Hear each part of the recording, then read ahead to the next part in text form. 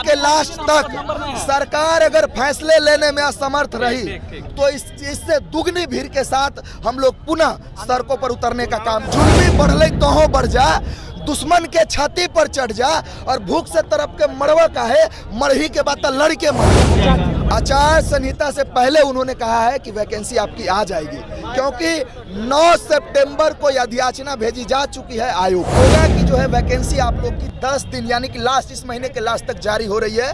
1805 पद, 5 लोग जो हैं अमन कुमार, आदित्य तिवारी, बादल राज, रोहित कुमार और विकास कुमार, छात्रों के प्रतिनिधि मंडल के रूप में हम लोग गए थे।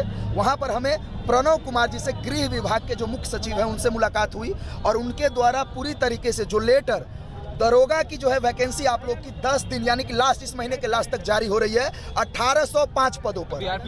और 1800 बिहार पुलिस के बारे में भी हम लोगों ने कहा है, बिहार पुलिस के भी बारे में हम लोगों ने कहा है, तो उसके बारे में भी उन्होंने कहा है। और मैं बता दूं आपको, दूसरा जो पॉइंट था कि आंसर की OMR शीट कार्बन कॉपी के लिए, तो उन्होंने कहा कैबिनेट का बैठक जो मंगलवार को कैबिनेट का बैठक होगा उस बैठक में इस पर फैसले ले लिए जाएंगे।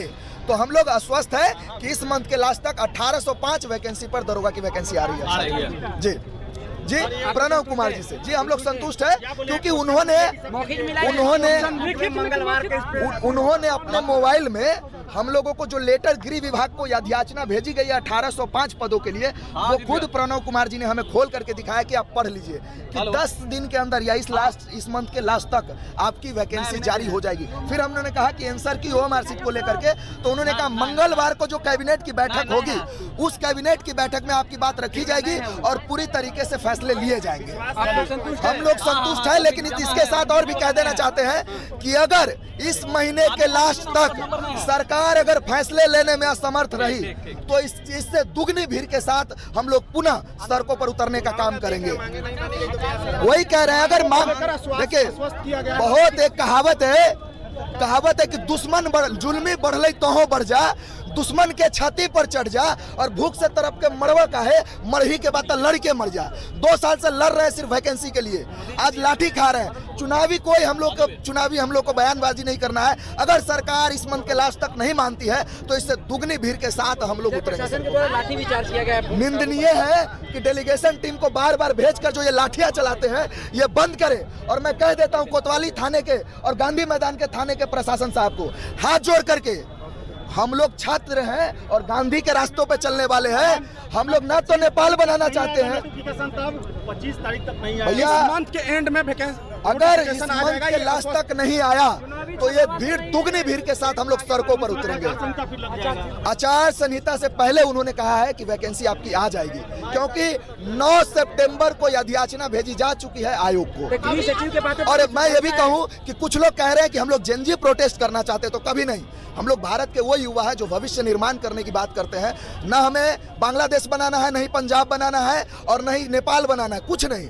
हम सिर्फ चाहते हैं हम पढ़ने वाले छात्र हैं, हमारी वैकेंसी समय से आ जाए। आप चुनाव समय पे करवा सकते हो, मंत्रियों का विभाग का गठन समय पे हो सकता है, तो हमारी मांगे क्यों नहीं पूरी हो सकती है। जैसा कि मैं तमाम छात्रों से कहना चाहता हूं, आप लोग शांतिपूर्वक बनाए रखिए।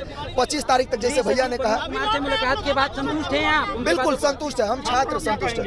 छात्र साथियों से अनुरोध है हाथ जोड़ करके, आप लोग का बहुत बहुत आभार, बहुत बहुत धन्यवाद हृदय की गहराइयों से कि आप अपनी मांगों को लेकर के सड़कों पर उतरे। लेकिन याद रखिएगा साथियों, अगर इस मंथ के एंड तक अगर हमारी मांग नहीं मानी जाती है तो दुगनी भीड़ के साथ कमर कस के उतरनी है।